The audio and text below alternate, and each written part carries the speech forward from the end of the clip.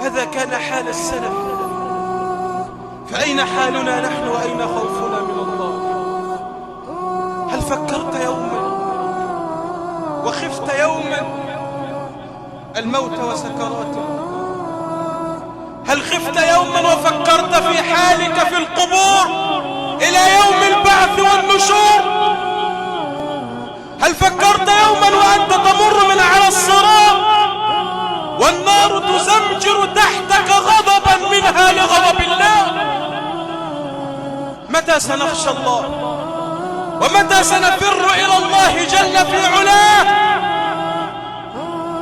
وإنه لخاسر ومغبون من دعي اليوم إلى التوبة إلى الله وما تاب، من دعي إلى الاستجابة إلى الله وما استجاب، من دعي إلى الإنابة إلى الله وما أناب.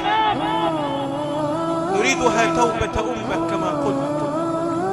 نتق الله عز وجل فيما بيننا، ولنعلم أننا كلنا إخوة وكلنا مسلمون، كفانا طحنا بعضنا في بعض. نتوب إلى الله جميعا ونستغفر الله وندعو الله جميعا أن يرفع البلاء والوباء عن بلادنا وعن بلاد المسلمين.